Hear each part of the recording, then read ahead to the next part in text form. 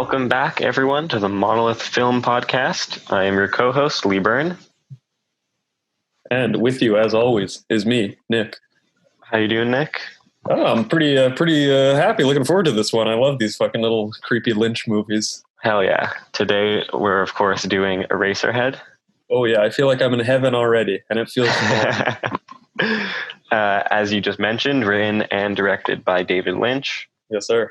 Came out in 1977. Yes, man. Didn't this movie take like 10 years to make? I think 5 years in total to make it. 5? That's not as bad as I thought. Still, that's a while. Yeah, that is. I wonder what the budget was. Probably dirt cheap, I'd imagine. That's what I was thinking too. I know his school funded it, right? Yeah, and like Sissy Spacek and stuff too. Yeah, his like That's cool. actress friend or whatever. Yeah. Was this your first kind of Lynch experience? This is for our new Lynch series. We're doing the same thing as we did with the Herzog movies. We're kind of going through the filmography and picking out a movie to check out every few weeks or so. How did you feel about this one?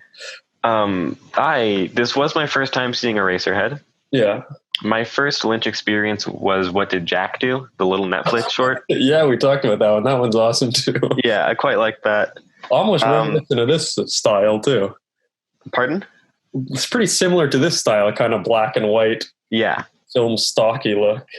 I fucking loved Eraserhead though. It's pretty sick, eh? Yeah, it was fucking cool. A lot of times with these like super renowned films, you hear so much about the movie and you see so many screenshots and parodies and references and stuff like that. You sort of feel like you've seen the movie without ever actually seeing it. Like that's what happened with me in The Shining. It took me so long to actually watch The Shining because I felt like I had already seen it. Okay, and did it live up to the hype then? That's always the concern. Eraserhead, definitely. Oh yeah. Yeah, 100%. I don't think anybody will ever be able to do this film justice in reference or parody or any sort of it's almost like form. You can't satirize it because there's no like form to it. Almost it's so free that you can't make fun of it. You can make fun of his haircut or something. Even the haircut is so satiric or it's so over the top that it just like the whole world built is it's almost you can't make fun of anything in it. Yeah, no, not really. It's already like making fun of itself almost. It's fucking dude. This was his first movie, right? Yeah, very first one. I think he was 25 or 27 or something when he did it. Really? Yeah. I kind of did a bit of research on it. It was pretty cool. The fucking, like the scholarship he got for AFI, the American Film Institute, and they would let him test film stock, make like a short movie with the film stock to see if the school wanted to buy in bulk. So he was kind of like the school's tester, and he would be able to make these free shorts. And that's what this was supposed to be, like a free short. And I think he gave like a 20-page script to the school, and they were like, oh, fantastic. It's going to be like a 15-minute movie. And he ends up making a fucking hour-and-a-half long, 5-year fucking production. Yeah. Apparently they were going to, I read they were going to can him. Oh, really? From the production. Because it was a fucking, it was taking too long or whatever. And, or I think the script might have been like too wacky, surreal. Okay. But the dean of the school said he threatened to resign if they didn't let David Lynch make this movie. Like, how cool is that? Fuck, man. And the man who gave us our namesake there, Stanley Kubrick, said it was one of his favorite movies. Oh, yeah? Yeah. Very cool. That's quite cool. Kubrick's always right up there with the cool shit. He knows what's going on. Someone else said it was their favorite. I don't remember. I kind of want to give a little preface before we get into any kind of analysis, but for this little series, I kind of wanted to omit a couple movies from our looking at Lynch. Okay. I was thinking Elephant Man and Dune I didn't really want to do. Yeah, I'm okay. I'm 100% perfectly on board with that. Okay, because I think Dune, we've talked about Dune a lot. Yeah. But it's quite terrible, the movie. But I think it's like the producers and the editor fucked David Lynch on this. Yeah, it's not much of a Lynch It doesn't feel like Lynch at all. No, I've seen Dune, and when you asked me before if I've seen any Lynch before, I honestly forgot that he did that. Okay, exactly. Yeah, because it's just like a dumb 80s kind of movie. Yeah. Or I think it's in the 90s, I'm not sure. But his second movie, Elephant Man, which he got to direct after, Mel Brooks saw this movie and loved it so much that he gave him the directing gig on it. And I have here that it was nominated for 8 Academy Awards, but is by far my least favorite Lynch movie. I think that one too, like stylistically might resemble his other work, but I think narratively and like writing wise, it's pretty much there's nothing special, right? Not at all. I mean, even the look of the movie, it's almost like it feels like a Hollywood movie looking old, like, or something. Okay. In the kind of black and white. I believe it might be square format also, but there's only one instance where there's kind of a high-paced montage sequence with all these kind of surreal images going together to kind of give you what this elephant man is feeling. But that's the only section that would be like a Lynchian section. But the rest of the movie is a completely normal drama movie. Okay. So those two I wanted to get rid of out of this series, and I just want to give you my reasons and hope that you agreed. Yeah, I agree. Cool. How do you feel about Wild at Heart? Oh, I love it, dude. Okay, good. Because Nicolas Cage is pretty touch and go with me. Oh, dude, that movie fucking rules. Okay, cool. We'll do that one. That movie rules. I wasn't sure. That's like David Lynch doing a romance movie. And it's awesome. I don't want to spoil anything for you if you haven't seen it before, but it's Nicolas Cage at his finest. That's like the kind of Raising Arizona Nicolas Cage. He's very cool. Okay. Should we do them chronologically? I don't mind. I think if we skip Elephant Man, it would go to Blue Velvet right away, which is another awesome movie. Yeah, I'm okay with that. Yeah, Dennis Hopper is fucking probably his best in that movie. Cool. But for now, Eraserhead. Yes, sir. How many times have you seen this? I think 2 or 3 times this is. Okay.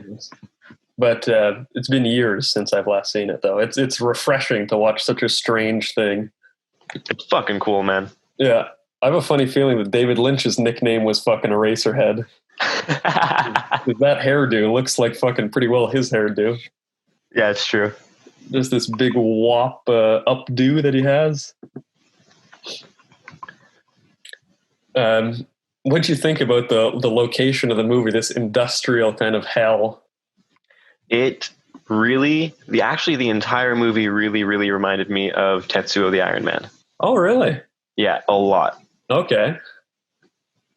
Kind of the aesthetic of this kind of industrial gray landscape. Yeah, and the I don't know what his name is. Henry, the main guy? No, not the main guy. The dude with all the levers. Oh, Man and Planet. Oh, that's his name. Yeah. Okay. Man and Planet he reminds me a lot of Tetsuo the Iron Man. A little bit with all in the metals and everything. Yeah. Yeah. This one I find it might be a bit difficult to analyze because it's dream logic throughout. I think I did a good job. Yeah? Not to toot my own horn or anything. You enjoy it? I have a few theories for analysis, but I think that's what makes this movie, part of what makes it so good is, like you said, it's such just a dream landscape that you can come at it in so many ways. Well, it's really like analyzing a dream. There's no right answer. Yeah. One thing with Lynch, he gets all his ideas for movies from dreams, and he never answers questions about what anything means. Yes. There's a famous quote of his where he says that Eraserhead is his most spiritual movie. Yeah. And then the interviewer asks him to elaborate, and he just says no. Yeah, that's fantastic. Yeah, it's so funny. That must be fun on set. You just have to ask David Lynch for any kind of motivation. He goes, no, just do it. Just do whatever. I find the look of this movie, it reminds me a lot about kind of silent movies or something. The kind of movies from the 20s or 30s where it's just kind of gray and it's always kind of in a high perspective, like a standing eye view perspective of everything. It's quite nice. It brings you to a different time almost. It doesn't feel like this movie's almost from the 80s. It feels like this could be from like 1947 or something. Definitely. Even when Henry Spencer, the main character played by Jack Nance, when he's walking around, even his body language reminded me of Charlie Chaplin. Yeah, it's almost like an overcranked movie where he's walking straight up and a bit fast or slower.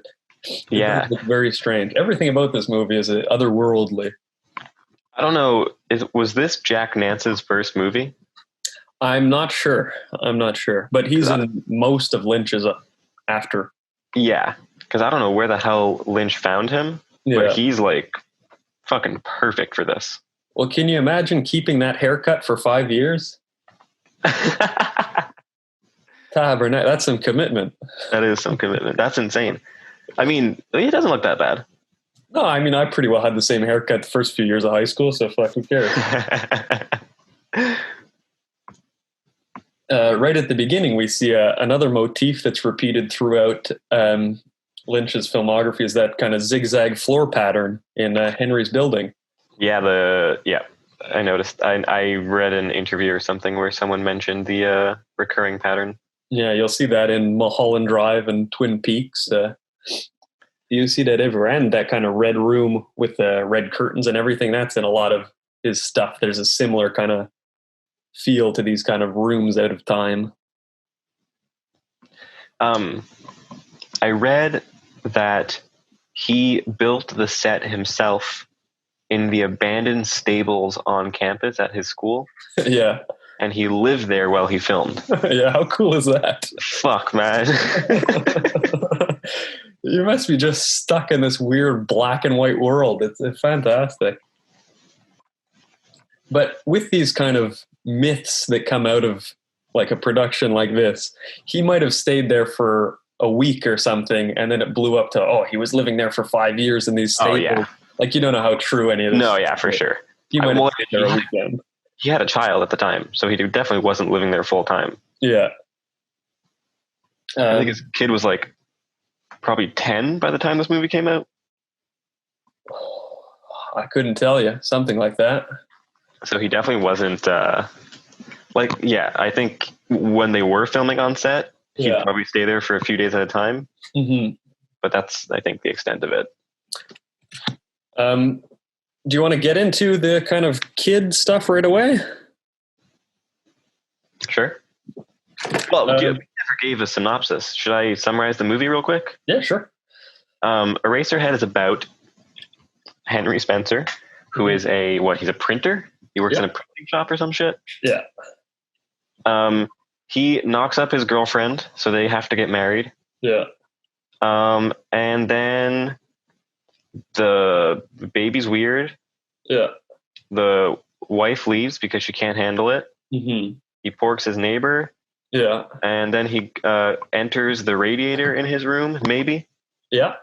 And that's pretty much the movie. Yeah. Oh, at one point his head falls off and they make pencil erasers out of his brain. Yeah, that is absolutely my favorite part in this movie. That is so fucking funny. Just a pool of blood on the ground, then his head falls through the ground into a fucking, like, some bum's alley.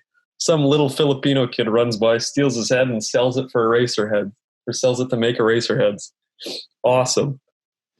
Yeah, it was fucking, apparently that's the first scene he thought of, too. Oh, yeah? I like the boss yelling at the guy behind the desk, Paul, back to the desk, back to the counter. That's the only real acting counter in the movie. Fuck. It's weird to me that there's a front counter at a pencil factory. Yeah, all right. Like where people bring in severed heads to sell. Paul, we're it's fucking heat of the day. We got heads coming in. Paul, stay behind the desk. What'd you think of the sounds of this movie? The soundscape is so strange in this. I think separate from the music, the actual like the sound design, everything, yeah, is like so like fucking jarring how like disconnected to reality it is. Yeah. Like when all those babies are there's like a litter of dogs and they're all feeding from their mother's teats. Yeah. But like the sound doesn't sound like puppies drinking milk. It sounds like fucking mice getting squished. Yeah, or some kind of synthetic squeaking sound. Yeah. Fucking like the whole time, every time you hear a sound, it's like it sounds almost right. But not just wrong enough to be fucking weird. Yeah. Well, the same thing with the kind of whole look of this movie. Yeah, that's true. Almost right, but everything's weird a bit. I heard that Lynch would put microphones in plastic bottles and throw them in the tub and stuff to get these kind of room tone sounds, or like space kind of sounds, and blow air into the bottles of water with the fucking microphones floating around just to get these weird kind of windy sounds and these big kind of underwatery sounds to put as just room tone, and then just crank the fucking volume to the max. Like if you were making a normal movie, that room tone would be fucking 98% quieter. Yeah. But this is just, it's, I don't know. Along with his haircut, I think the sound design is the second most iconic thing about this movie. That's everything I read about this movie mentioned the sound design. Yeah. I didn't notice it. Oh, really? No. You don't find it just so crazy how loud everything is and that people talk? Like the volume of the voices is almost the same as the background volume. That I noticed, but for some reason I didn't question. It kind of just felt like, yep, that's the world they live in. Mm-hmm. Like it just made sense to me. I think that's how well it's done. It just integrates so seamlessly with the strangeness of this world. Yeah. Yeah. Definitely. It definitely does that. Mm-hmm. I noticed another thing about the kind of compositions that he's using. Everything is very triangular throughout the movie. I don't know if that's like the kind of, when you see something sharp or a angled composition, you think of like it's kind of like the kind of German expressionism, what they were doing, where everything's sharp and jarring and a bit scary. Like, yeah, the entire, every single scene looks like it could be like something straight out of like a Bauhaus museum or some shit. Like I have a bunch of postcards on my wall from a Bauhaus museum in Germany. Yeah. And they legit all look like they could have been screenshots from this movie. All angular black and white things? Yeah, exactly. Okay. So I think, I know the Bauhaus movement is a huge influence in Lynch's like furniture design and interior design. Yeah. And like that work he does. Mm-hmm. So I wouldn't be surprised if it influences his cinematography as well. For sure. I think everything is very sharp here. Yeah. It reminded me a lot of theater. Of theater? Yeah, the composition, it's very theatrical. Like with the harsh lighting on the subject at all times. Mm-hmm.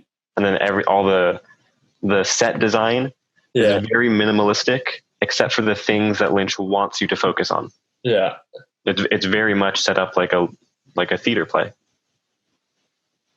I think the kind of the camera work too lends to that idea, because it's definitely not naturalistic at all.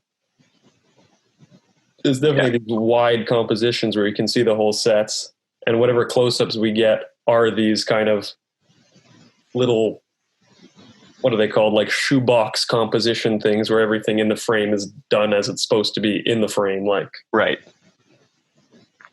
Yeah, there's a few shots where they do close-ups of like certain aspects of the room or whatever. Yeah. And you can almost tell that that's probably a different set. Yeah. But it's still 2 years later. It feels fine. Yeah. Well, I don't think like continuity of time or of like look even matters in a movie like this. Yeah, no. Like I wouldn't be bothered if anything happened. There's so much happens in this movie with there's stop motion animation and all this kind of weird surreal imagery. I mean, anything's game, I think, in a movie like this. Did you like the stop motion? I did. It's fun. Another duo kind of a tie. Pretty smooth too. Mm-hmm. Didn't well done, you know. His little bean seed running around. Yeah, at first I thought that was like a shriveled up chili pepper or something. Mm-hmm. I think it might be a shriveled up semen. I think there's a lot of those in this. Yeah, we see quite a bit of this kind of sexual imagery. Yeah, let's get right into it then. Yeah, I think it's probably about time. Sure. So, what do you think? Well, I mean, I always thought this was kind of a fear of fatherhood kind of movie. Okay. Kind of scare commitment and any kind of not really of sexuality itself, but of the kind of consequences that could come with sexuality. Right. But I think that's quite the standard reading of this movie. I think that's pretty well. I think that's accurate enough. Yeah. I think Henry Spencer is probably like semi-autobiographical as far as Lynch. Yeah. Because I mean, Lynch's daughter, he had like a few years before this was made, probably around the time when he wrote it, maybe not started production. So he would probably have been 24 or 25 when he had this kid. Yeah. And she was an accident. Yeah. For some reason, that's known to the public. Yeah. And she was born with a deformation. Yeah, didn't she have club feet? Like severely. She needed surgery when she was a newborn and stuff like that. Mm-hmm. So, yeah, all that is pretty much apparent throughout the film. Yeah, a thinly veiled euphemism. Yeah, for those who don't know, the baby in the film looks absolutely not human. No, I think in real life it was a rabbit. There is a lot of theories. Someone said it was a goat fetus. Oh, okay. I don't know what it is, but fuck, does that thing look organic? It looks so strange. Yeah. And like the animatronics on it, it all looks so good. Dude, the fucking eyeball in that thing looks like a human eyeball. Yeah. It is strange. The weirdest. It's so scary. Well, when it's like spitting up its food. Yeah. I thought that was so real. It looks so strange. And like these practical effects, they work so fucking 1,000 times better than any kind of digital effect we could see now. Oh, especially for this type of movie. Like if this movie would have been made nowadays with CGI, it wouldn't be that jarring. It wouldn't be that hard to watch. Well, we'd get sprawling space landscapes and planets coming in everywhere. It would be terrible. Yeah, and the baby wouldn't feel real anymore. It would look good. Mm. We're not saying CGI doesn't look good, but it wouldn't feel good. Yeah, exactly. Well, even then, I don't even think CGI looks that good. I think it could be done right. I mean, there's a lot of you need to use it properly. Like when we talked about her. Yeah. Like every background CGI pretty much. Yeah. That looks good. Those are, but for like character design and stuff. No, yeah, I agree. It always ends up looking like fucking Beowulf or something. Looks terrible. Speaking of her, though, I went into the analytics and we got 250 views on one day. And they're all from Malaysia. Did you notice that? So I have no clue what happened in Malaysia on April 26th, I don't know either. But people were typing in her. Hey, well, I hope they liked it. Well, fun enough. Yeah, I think you're right about the fatherhood thing. Mm-hmm. I think Henry Spencer is probably a stand-in for Lynch himself. Yeah, just by hair alone. But I mean, like you said before, most of Lynch's ideas come from dreams or daydreams or whatever. Mm-hmm.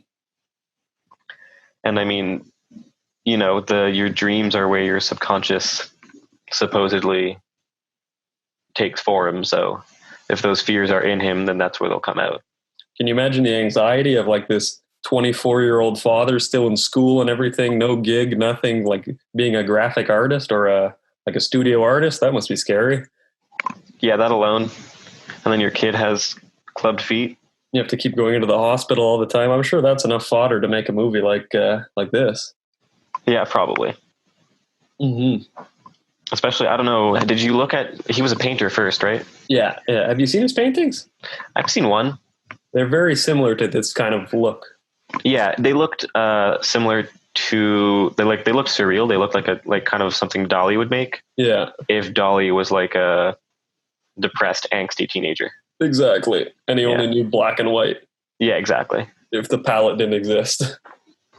I'm not dissing Lynch. I think his paintings are fucking cool. Oh yeah. Well, you're going to see when he gets in color. It's absolutely spectacular.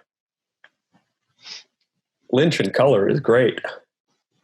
Yeah, I'm actually, now that you mention it, Dune is the only Lynch in color I've seen, so. Well, get ready for Blue Velvet, because that fucking rules. I am very excited. Is that the one with the picket fence? Yep. Okay, cool. I've seen that screenshot like a fucking billion times. Yeah, it's quite fun. Like, we won't get into it now, but there's always kind of like Lynch is playing with your expectations always in these movies. Like in Wild at Heart, you expect what a kind of adventure romance would be like, and then he's giving you something completely different. Or like in Blue Velvet, you're expecting this suburban life, and then you get something completely different. Like he's showing you the kind of underbelly of all these ideas. And I guess this is the same kind of underbelly of like parenthood or being a new father or something. And yeah. You're getting this kind of dark view of it. I'm very excited. Yeah, we're gonna have fun with this one, I think. Yeah. I think I'd like to just right now go over all the sexual imagery in Eraserhead. Oh, there's a shitload. Yeah, I mean, it opens. The opening scene has been compared to like a dreamlike representation of the conception of the child. Yeah. There's like a mutated sperm that comes out of Henry's head instead of his penis head. Yeah. And then we have the movie transitions into the real world with a birthing sequence, like the moving towards a hole of light. Mm-hmm. I mean, right away, I've known about the baby before seeing this movie. Oh, okay. Like I've seen pictures of the baby they use in the film. Yeah. Just because of, how famous it is in the world of practical effects and whatnot. Yeah. So right off the bat, I knew there was going to be a baby involved. Yeah. But it was nice that was nice, the opening, I thought. Speaking of the practical effects, those fucking mini chickens are awesome. Those are fucking cool. That made me laugh so hard. It's seeing it the first time and every time after. Actually, we haven't mentioned this, but this movie's fucking funny. Oh yeah, it's hilarious.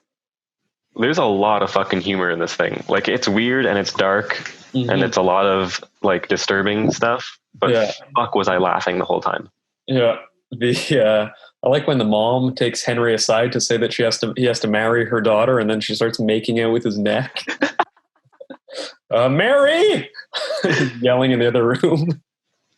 Dude, even the dad, Mr. X, is so fucking, all his stories are just so stupid.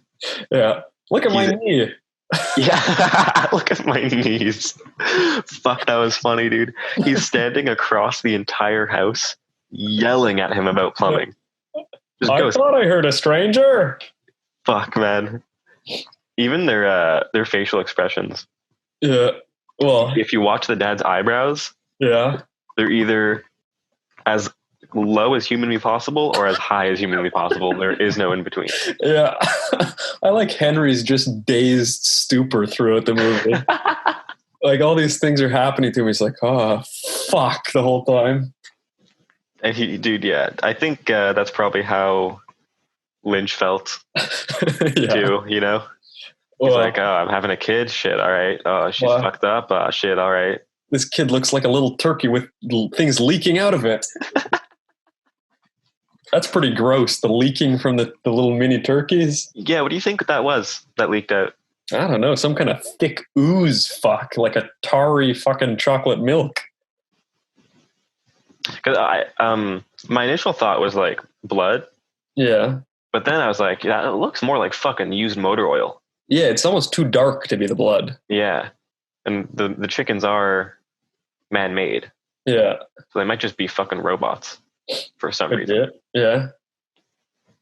Either way, gross but funny, and the mom just yelling, freaking out. And then the dad, he'll be fine in a minute. Yeah, I also read somewhere someone thought the mom was having an orgasm during that scene. Maybe. She's kind of flipping out for sure. It looks almost more fearful than anything. Yeah, that's what I was thinking too. It did not look pleasurable at all. No. I don't know. I don't think I'd be nutting too hard if I saw some motor oil leaking out of a mini chicken. Dude, when the fucking size of the carving knife he hands Henry is so funny next to the tiny chicken. Well, what the hell do you need to carve? It's bite size. Fuck, was that so stupid, man? Henry's just like, what, do I just cut it like a normal chicken? Yeah. Yep, just like a normal chicken. Oh, that's hilarious. And I love the like at least 10-second pause between each line of dialogue. Mm-hmm. It's just like staring at each other. Oh fuck, what's he gonna say? This movie though, every scene I'm itching to know what's happening next. Oh yeah. Yeah, definitely. So do you want to keep going through the sexual imagery? Yeah.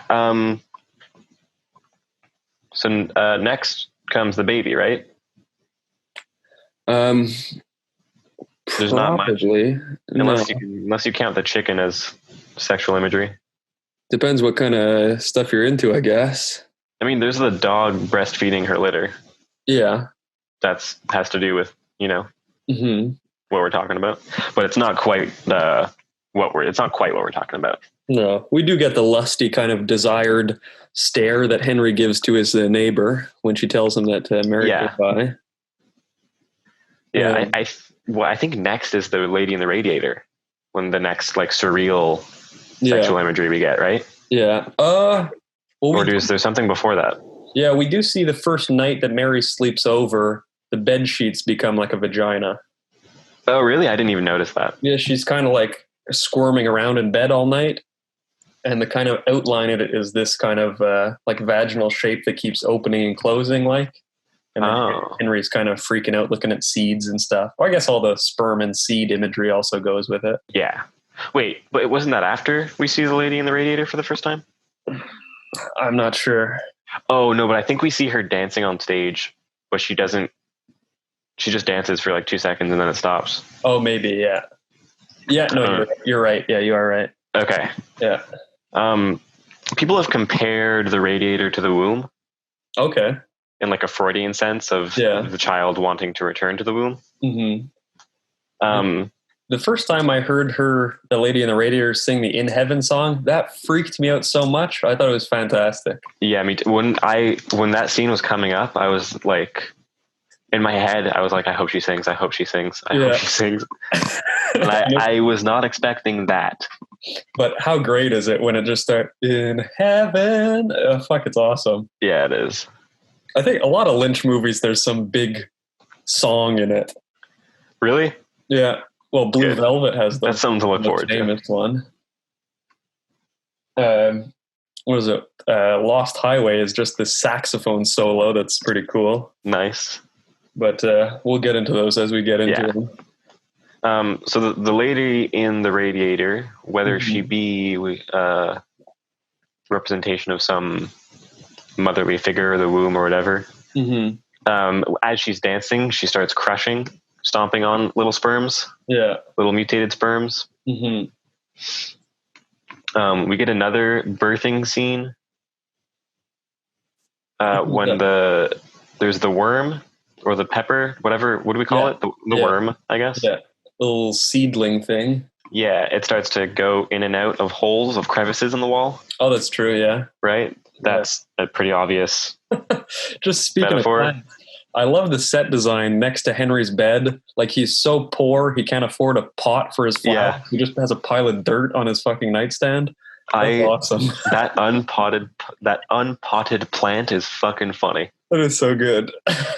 And why the fucking mounds of dead grass everywhere in his apartment? Yeah, I'm not sure. He's growing something for sure. It might be like some kind of masturbatory euphemism, though. What, grass?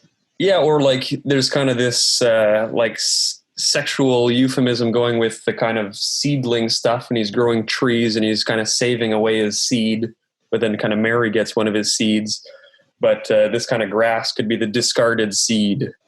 Oh, yeah. It's all this kind of rotting plant matter. Yeah, I buy that. Just talking out of my ass. No, it makes sense, though. Close enough, at least. But I mean, when we're talking about this movie... You can say anything goes. Right. Yeah, the worm goes in and out of all these crevices and grows each time. Yeah. And then the worm opens up. And then we go inside the worm. Yeah. I like one motif we see throughout whenever we're kind of going into these things. There's always kind of that opening up of the curtains almost. Like you were talking about, it's almost theatrical, a lot of the stuff. Yeah. We're kind of almost starting a new act when this kind of curtain opens. And later on, we're going to see this kind of, I guess it's this milky fluid that kind of is in reverse and it opens up the frame almost. And we see like metal in the planet opening up, and then we go into the planet like in this cracked eggshell stuff. We're always kind of starting a scene like this. So even inside when we enter the radiator fully, or at least when Henry enters the radiator fully. Yeah. The radiator, the back wall literally opens exactly like a curtain. Mm-hmm. Yeah. And I like that one camera movement. I think it's the most extravagant in the movie when we kind of dolly around this kind of crescent stage. And as we pass over the stage, the lights go on as we go around, and then the lady begins to take her spot. But that's a cool camera movement. I agree. That was quite cool. Normally, I guess in some kind of musical or a movie where you'd have this kind of stage singing stuff and you see a big extravagant movement like that, it would be like triumphant or exciting or a fun kind of movement. But in this movie, it's very scary still. Even the light bulbs look miserable. Yeah. God, they're just resting on a bed of dead grass. Yeah. By the edge of the stage. Everything in this movie is so fucking perfect. It really is. There's one shot, though, that I don't know if it doesn't fit in or I just don't like it. Okay. It's at the beginning when Henry, I guess, is walking from work through the industrial lot to his apartment, and we pass over just some like empty back lot, and there's some mounds of dirt and stuff. And I just don't really like the framing of that shot. But every single other shot I think is perfect in this world. The mound of dirt specifically, or that whole sequence? I don't know. It's like the same kind of issue I had with the table shot in the lighthouse, where I thought it was framed too high and there was too much dead space in the bottom of the frame. Oh, okay. I felt the same way for this one, but who gives a shit about what I think? Other than that, I think everything else is perfect, though. Okay. Interesting. I didn't catch that. It seemed fine to me. Yeah. It's just me being anal. What did you think about the lady in the radiator? Do you think that's some kind of subconscious? I have my theories. Well, we're still sticking with the. That's true. Yes, we're going through sexual imagery.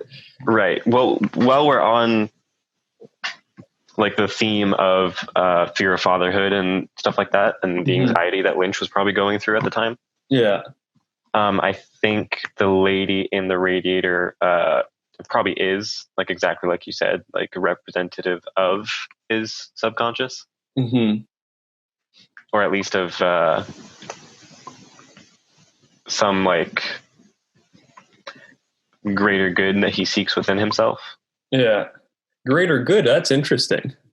She seems like she's certainly presented, at least to me, as a positive figure. She's definitely on Henry's side. Right. But at the end of the movie, she does encourage him to commit infanticide, and then is very happy with him when he kills the baby. Yeah, which I think is, in a weird, twisted way, Lynch coming to terms with the fact that he kind of did want to kill his own kid too at one point. Mm-hmm. Can you imagine being the daughter and watching this movie and going, Dad, these fucking metaphors aren't that fucking...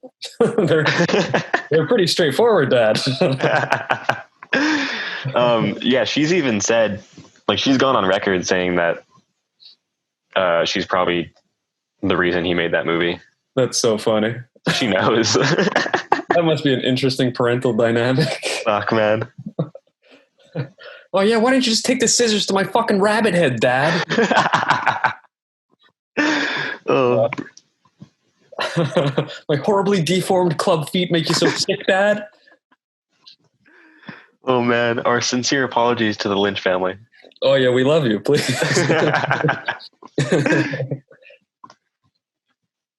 But yes, back to sexual imagery. Yeah, what else do we get? I mean, there's a lot of sperm. Yeah, we get a lot of milky fluid stuff later on when he's having the affair with the neighbor as well. I liked that scene when they're having sex in the bed, but the bed is a milk hot tub all of a sudden. That's pretty cool. I love that. I thought that was really cool. Fuck. How much does this guy nut, you think? Because that's like a bathtub. You think that was nut? I got no idea. A bed full of fucking jizz? That's a funny soundbite to have. Monolith Film Podcast. You think that was nut? Yeah, no, whether it's nut or not, I like that scene. She's a cool femme fatale, though. It's very like a neo-noir kind of thing with her. Yeah, she's way out of left field for this movie. Mm-hmm. Well, one interesting thing when we kind of see more of his movies and we can have more of a kind of auteur theory of this, you're going to see this character come back in Blue Velvet. Oh, really? Yeah, or a very similar femme fatale kind of character. She's probably like just a symbol of temptation in general, then, I would imagine. Probably, yeah. One quote here. I forget the fucking guy's name, but he's like a rapper from South Africa. Oh, is it the Die Antwoord guys? Yeah, exactly. Cool. They're big David Lynch fans, and a quote of his I like, or he says, every David Lynch movie, it's not a movie on its own, but it's just a piece in the full mind of David Lynch. So every movie can't be seen as a single piece, but they're all connected somehow. And once you see more of his stuff, you get more out of each other movie. I kind of think that's true other than Dune and Elephant Man. Right. Okay. But everything else kind of fits in this one kind of world that he's making. Have you seen Chappie? I want to forget Chappie. No, I think I saw that a long time ago. Yeah, I mean, I was just because they're in it, those South African rappers. Yeah, they're like the main characters. Really? Yeah. Okay, well, I'll watch it again then. They're the gangsters that steal Chappie. That's hilarious. I got to relook at that. Fuck. I liked the movie, honestly. Oh yeah. Well, that's that South African director, right? Neil Blomkamp. Kind of robot movies. Yeah, it's Neil Blomkamp. He did District 9, which is one of my favorite movies. Yeah, I remember us talking about District 9 a few times, but didn't he have a bit of a fall from grace with the rest of his movies? Ooh, the rest of his movies is generous. I'm unfamiliar. He hasn't done much. Oh, really? I thought he did a boxing robot movie or something too. No. No. He did District 9, Chappie, and then Elysium with Matt Damon. I liked Elysium quite a bit. Really? I hated it. The aesthetic and the idea of it. Narratively, I didn't think it was fantastic, but the thing as it is, I thought was cool. And after Chappie, he started his own studio. Yeah. And he's just been making like weird shorts. Huh. Okay. Well, I think I was judged him a bit too harshly then. I might have to revisit his stuff. Well, District 9, I think, is fucking good. Yeah, I remember that movie. That's what my dad loves that movie too. Yeah. But we're getting sidetracked pretty hard right now. Anyways, back to sexual imagery. Yeah, anything else specific you can remember for sexual imagery? I mean, I think we've covered most of it. I mean, every frame almost has something that can be seen as some metaphor for something else. Yeah. I think there's a lot of sperm. There's a lot of birthing. Yeah. That's pretty much all we really need to know, right? Pretty much. There's a lot of it. One fun fact I learned about the movie that I didn't know was that, like, David Lynch, he's notorious for smoking nonstop. Okay. Like, chain smoking all day. But for this movie, he gave up drinking and smoking and was a vegetarian throughout the 5 years of production. Fucking weird. Pretty interesting. I wonder why. Yeah, that's a weird thing to... Mm-hmm. Maybe it's because of those fucking chickens. Maybe, fuck, he got turned himself off. Yeah, they really fucking threw him off the rails. But I don't know. That's pretty funny. Like a lot of people, they'll quit smoking or drinking when they have a kid, and Lynch just does it for a movie and then right back to it. Right back to chain smoking. I don't know, but it kind of makes sense to me. Yeah? Well, yeah, I think there... Yeah, well, he was also meditating a lot at the time. Okay. I think he still meditates a lot. Or what's it called? Transcendental meditation, I think. Right, exactly. Which is just daydreaming, basically. Pretty much. But you're picturing yourself in other places, like? Or other times? I think it's more just about letting your imagination just run completely unhinged. Okay. We're not restricting your thoughts whatsoever. Mm-hmm. But this movie is definitely, I haven't seen his other movies, but this is definitely very personal. Oh, yeah. I think that's quite evident. And I think without any explicit body horror, I'm inclined to say I would characterize this movie as body horror. I think so. I think even in the description, it is a body horror movie. Oh, does it? I think so. But I mean, it's not the typical body horror you'd expect. No, because there's the only time Henry's body is manipulated is in the dream sequences, not necessarily in the real world. Yeah. But I mean, it's more of like just a symbolic drama almost, or a symbolic exploration of sex or reproduction or something. Yeah. And all the body horror kind of just plays into that theme. I think because Henry's sperm throughout the movie is mutated. It's fucking weird, right? Why, yours doesn't look like that? Fuck. Mine's a lot bigger. But I thought his were pretty small. Yeah, okay, I was thinking the same thing. No, but to me that implies that either Henry or Lynch or both blame themselves for their child's deformation.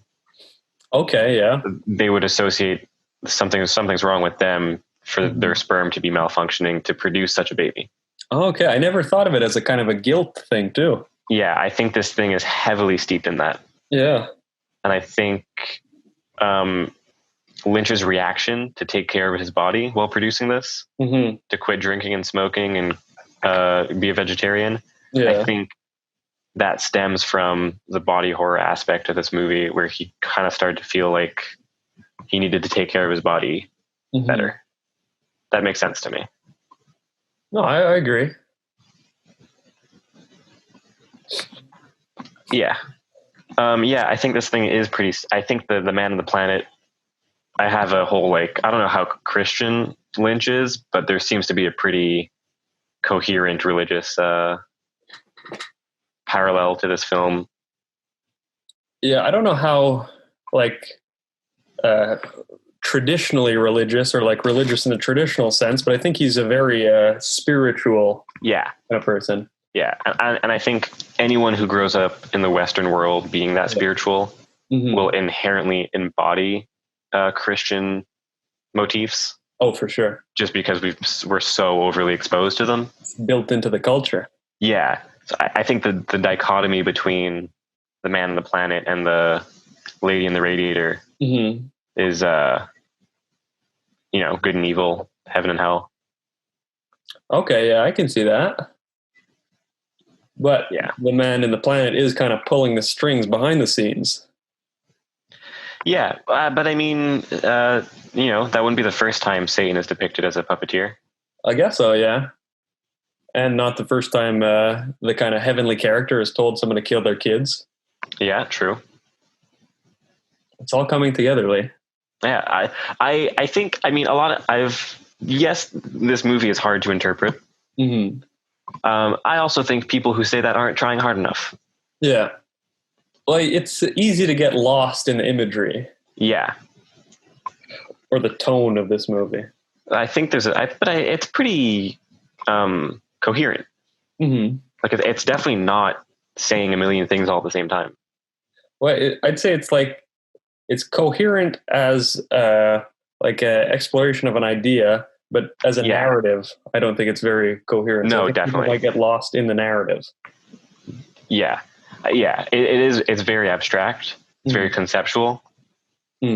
But it's not nonsensical at any point. I think those are the best art pieces too.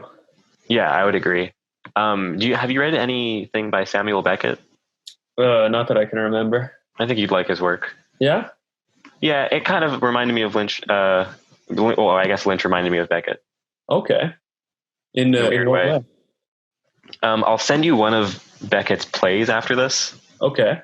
It's like I don't know how long it is, but it's just a mouth. What do you mean?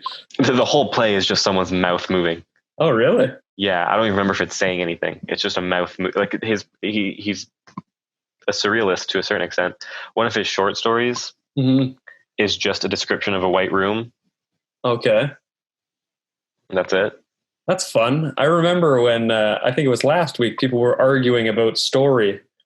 And then to hear us about a story like this, I mean, tell them to fuck off.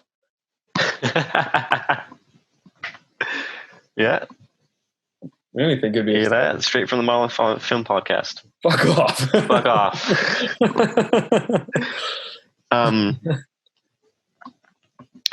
Yeah, I've heard a lot of people also compare the baby in the movie to a penis and scrotum. Okay, I can see balls. That. Yeah, definitely when he cuts it open, it's weird looking. Yeah, and then it's hard to notice, but every time, it's almost like every time Henry has a sexually like a sexual thought or a sexual temptation, the baby starts crying. Okay, yeah. And when he's banging his neighbor, the baby starts crying and she's disturbed by it. And then the next time they see each other, she pictures him with his head as the baby's head. Yeah. That's very interesting. Yeah. Huh, so like, yeah, I guess like some kind of sexuality is ruined for him now, or he always just imagines the reproductive aspect of it?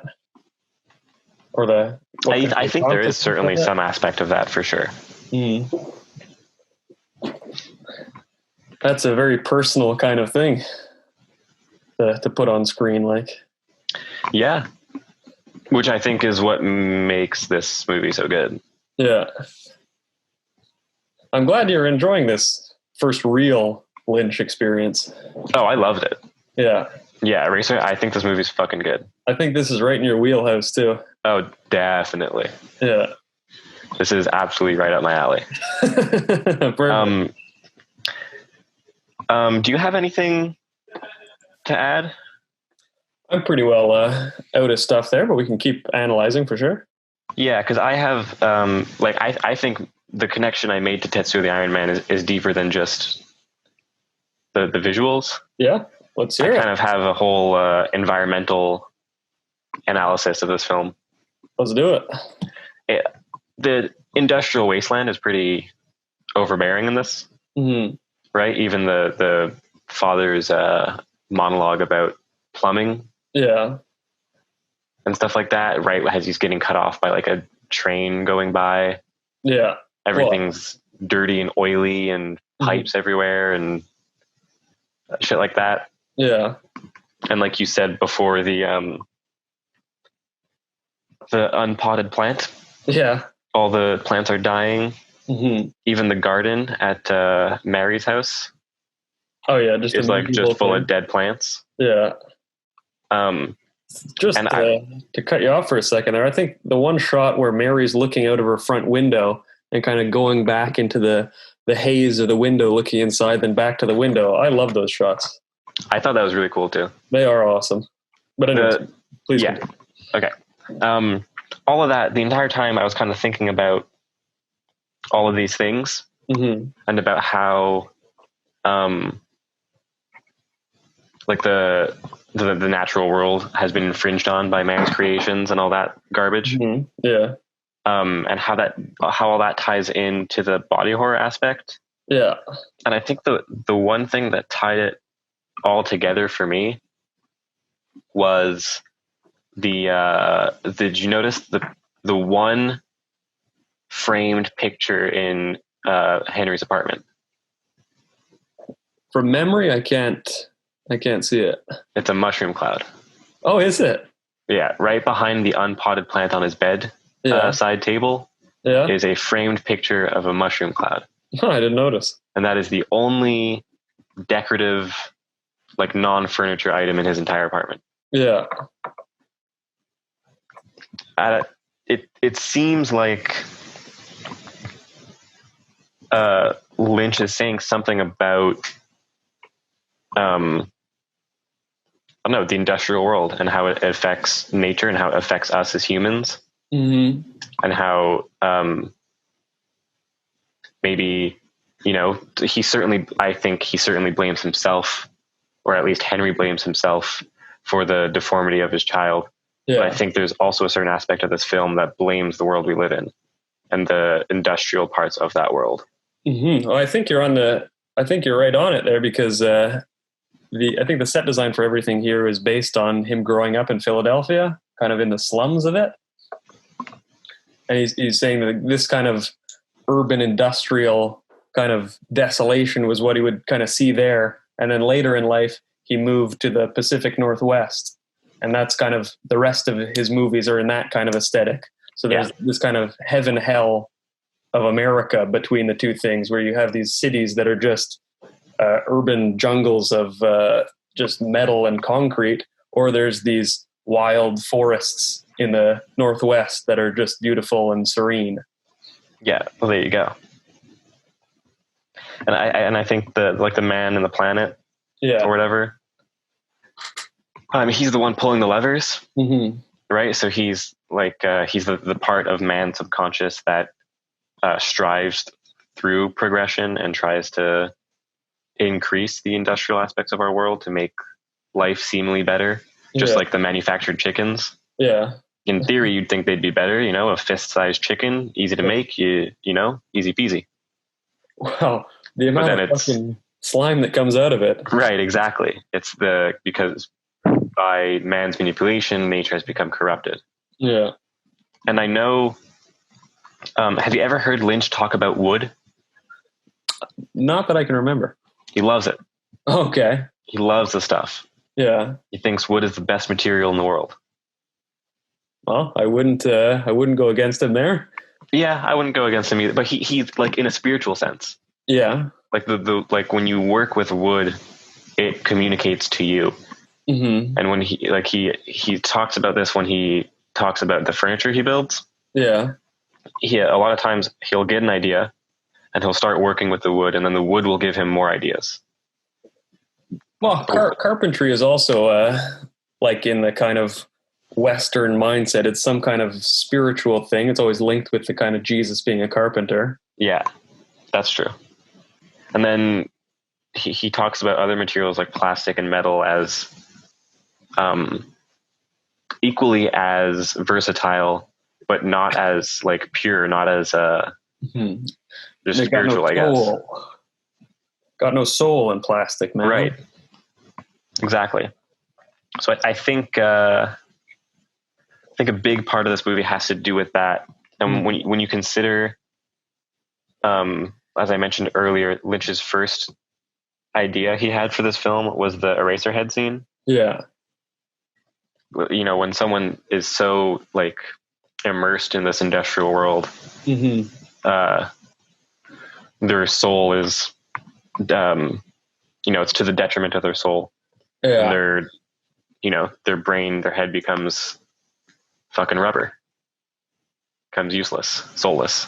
Same. Then the only thing it's useful for is some shitty factory. Some fucking little Puerto Rican kid to steal your head. Right. Well, I think you're dead on there, Lee.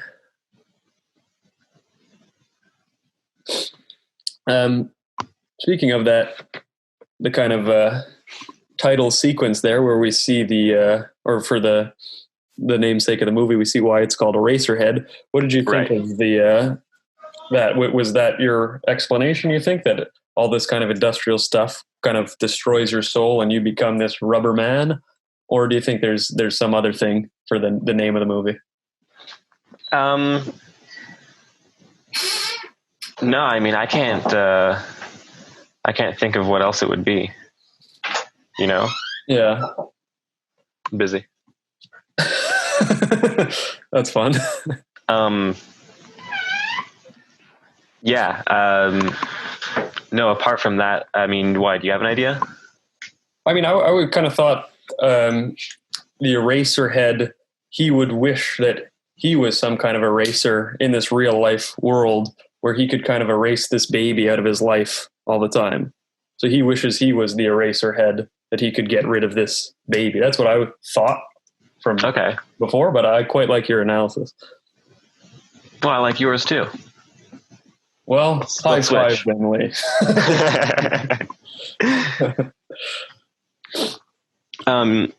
Most of my other notes are religious notes. Mm-hmm. So about like lust and sin and sacrifice and what's it called when you get punished for your sins? Punishment? Nah, there's another Wait name. A second. Penance. Yeah. Penance.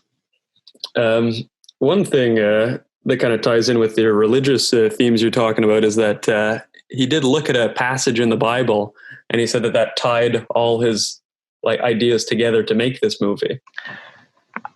I read that too. I don't know if I believe him though. I think it's BS as well. I think a lot of the stuff that he says is BS. He even mentioned that he doesn't even remember what he read. He doesn't remember if it was from the New or Old Testament. Mm. Well, everything about the kind of myths around Lynch, I think they're self-perpetuating and also, I don't know. I think he starts them all himself. I think Lynch opening a Bible and saying, "Oh, this ties it all together," is the same. I think he's just attaching religious allegory to the film that's been in production for so long, just like I'm doing. Yeah, I don't think any of the religious stuff to this movie was premeditated. Yeah, it's just, it's emergent from the pieces because of how inevitable it is for someone to be, spiritual or artistic or any of that stuff without at least having some knowledge of classical and Christian motifs, having grown up in the West. Mm-hmm. Well, I think everything that he kind of says about himself almost, or the way he acts, I think that's all a staged persona. Everything saying like him smoking nonstop, him not answering any questions and stuff, and any kind of these like personal myths that are around him and the way he makes the movies and stuff. I think that's all him trying to build up his character as an auteur kind of thing to kind of stay interesting, like the same way Kubrick would like not leave his house for 5 years or something. But I mean, he obviously left his house and stuff. These are all just these myths that go around these kind of characters. Yeah, I think so too. Mm-hmm. Yeah, yeah, definitely. I mean, the only religion apart from like sin and punishment and like lust is obviously like very much on the forefront of this film. Mm-hmm. There's not much else there. I mean, we never see them fuck, but they have a kid and the wife's name is Mary. Yeah. I'm just reaching for straws here. Yeah. Well, but that would make the kid Jesus. Mm-hmm. And I guess that Jesus does sacrifice himself for Henry's sin, which is lust. I guess it kind of makes sense. Somewhat. Does he, But how does it end? Does it end with the flash of white light, or does it end with the man and the planet? I believe it's the flash of white light. Okay, so then I guess he does go to heaven. Okay. Kind of makes sense. I think he's kind of atoning for his sins by kind of making the world back to even by killing the immaculate child. Yeah, the offspring of the crime. Mm-hmm. Very fun movie, though, and a lot of fun to talk about it too. Very fun movie. Mm-hmm. Yeah, things like this. I'm sure we could go on for another 2 hours. I think so too. I mean, yeah, because I have some stuff written about like dream analysis and Jungian psychology versus Freudian psychology. Yeah, I mean, this thing is like very obviously Freudian. Just all the sex and death, and you can call the man on the planet the id, and the woman in the radiator the superego, and then that would make Henry the ego. But it's so dreamlike that it's hard not to discuss Jung as well. Mm-hmm. They all go hand in hand. Yeah, but again, I don't know enough about them to really comment any further than that. But even from any kind of like base understanding, it's still every piece fits in the spot. What do you mean? Everything you said about sex and death. I mean, everything there is there. Oh, right. Yeah. Did you want to go into the religious analyses and stuff? I mean, apart from, the woman in the radiator would be there's a whole, the angel and devil on your shoulder trope. Yep. I kind of interpreted the man in the radiator, the man in the planet, and the woman in the radiator like that. Mm-hmm. And then the sin would be lust. The punishment would be the child. Yeah. The woman next door is the temptation. And then we see every time Henry gives into that temptation, he's punished further. Yeah.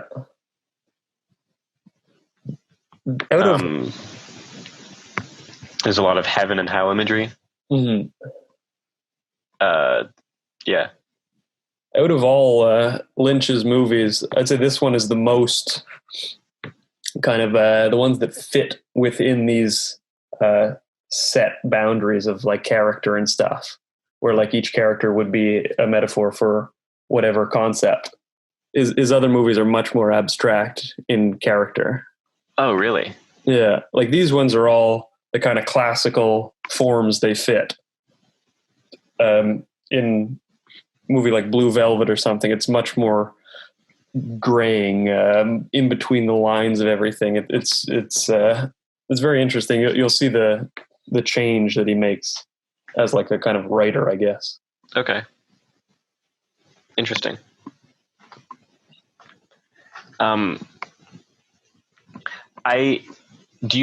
Okay, so I have a question for you. Sure. Because a lot of things I've read about this movie, people are unsure whether or not Mary ever came back to the apartment. Yeah. She leaves the first time. Mm-hmm. And then he wakes up one night and she's next to him. Yeah. And he pulls mutated sperm out of her pussy, seemingly. Yeah. And then he wakes up again to his neighbor knocking on the door, right? Yeah. And she's gone. Mm-hmm. I like to think that Mary is in and out for the rest of it, and then once she can finally dump the kid off with Henry, she's gone for good. Okay, so do you think that was a dream? I don't think it was a dream, but I think it's so like the movie itself would be like not in chronological order. Well, it's in chronological order, but it's not. It's a fucking word I'm thinking of. It's not linear. The story. Right. Like I think we're skipping through time. Okay. So Mary might come and go 10 other times in there, but like we get the hint at the beginning of the movie where she goes, "Henry, you're late." He goes, "What do you want me to do? I didn't think you'd call. I didn't think you actually wanted me to come." I think she's done this before. She's dumped him more times in the past and stuff, and she's really the only reason she's calling him back into her life is because they're having a kid and the parents are forcing them to get married. Once she can dump the kid off with him, who she doesn't like anyways, and the parents don't like anyways, she's gone for good. Okay. So are you saying that the night where he pulls sperm out of her pussy and the night where the neighbor knocks on the door aren't necessarily the same night? I wouldn't think so. Okay. That makes sense. What were people saying? People were saying that either it was a dream and Mary never came back after the first night and he was just having another, sexual innuendo guilt dream or whatever. But I mean, that's most people's interpretation. That's the fun with a movie like this too. I mean, whoever's saying this is just as right as I am. Yeah, definitely. As long as you can kind of back it up in any way, this kind of dream movie, anything can happen, and they're all as justified as long as they don't use stuff like extra-textually. Right. Yeah. I think she probably was there. Mm-hmm. And I think in the first night, or the first night that we see at least,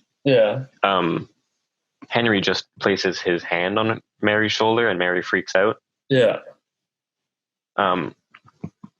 Either as a result of the child or from something previous. Obviously, Mary wants nothing to do with Henry sexually anymore. Yeah. I think Henry probably at some point convinced them to have sex again. That's him pulling the sperm out then after. Right, because he couldn't resist his lust any longer. Yeah. And she gives in. So then they bang, and then he has to pull out this mutated cum out of her because, he's really freaked out. And then I think she probably left while he was asleep or something.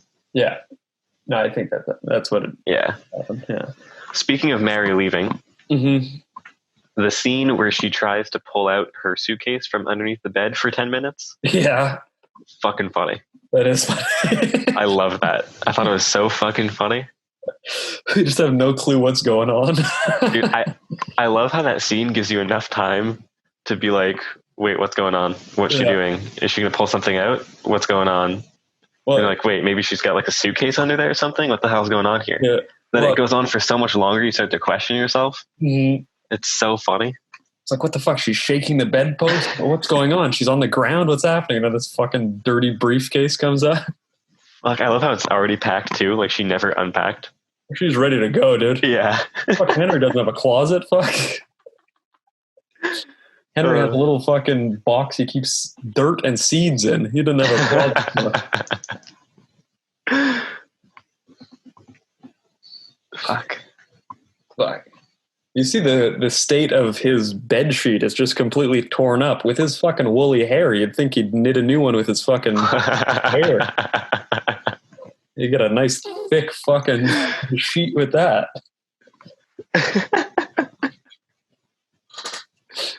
Well, I like this movie. It's very fun. Yeah, I agree. I liked it quite a bit. Every scene is so strange and interesting and funny and dark. It's got everything you'd kind of want. It's interestingly gripping. Mm. Like, it's not. I don't know. It's like there's definitely speaks to the film how engaging it is, despite there being nothing narratively to hold on to. And it also speaks for Lynch's kind of power as a director to kind of keep this flow and this kind of enthusiasm over 5 years of production. True. I mean, that's quite strong to make someone or to convince someone to keep a haircut for a movie for 5 years. I mean, that's you have to really believe in your director. Yeah, that's a very good point. To keep coming back to set for 5 years. I mean, that's very what's it called? Very a lot of commitment. Yeah, especially like you'd think over the span of 5 years, the movie would have changed. Mm-hmm. And looking at it as a finished product, it would feel different. It would feel like multiple pieces of different projects. Yeah. But it's so absolutely like itself. It's coherent and strong, and everything plays on itself. And yeah, it's very well done. I read that when Henry sees his neighbor with the her new kind of John there, that weird looking guy. Yeah. And he sees them, and then he walks in the door, and the reverse shot is him walking from the door to the bed. I heard that was 5 years apart. Yeah, I think I read that too. That's quite crazy. But even that's probably one of those things where it's like... Yeah, who knows? Who knows? Yeah. But stuff like that is surely to have happened, even if it wasn't shot for shot or shot after shot, maybe scene by scene. Yeah. There would be months lapse. And... I'm sure at one point Lynch watched the footage and thought, oh shit, we need to film a reverse shot of that.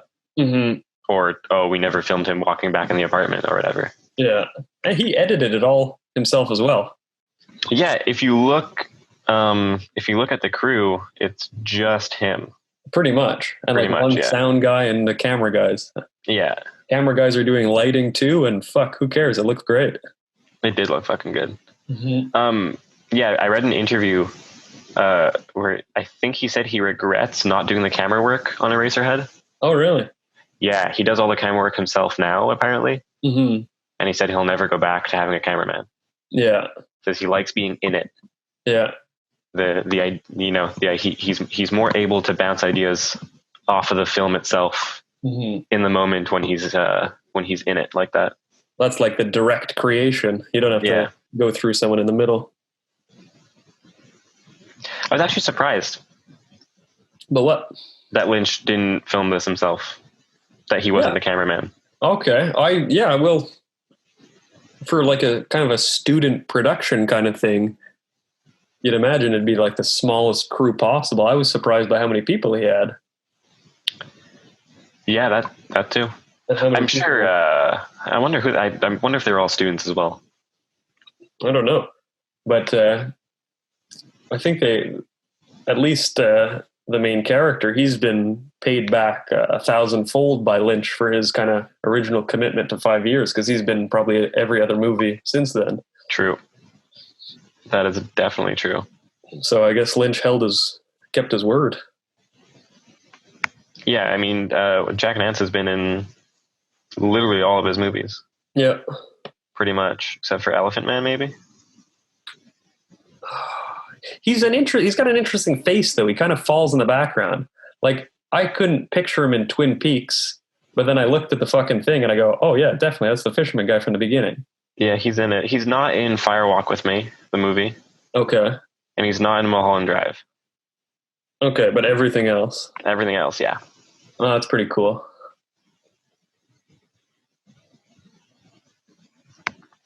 Occasionally credited as John Nance. Oh. Good for you. Awesome.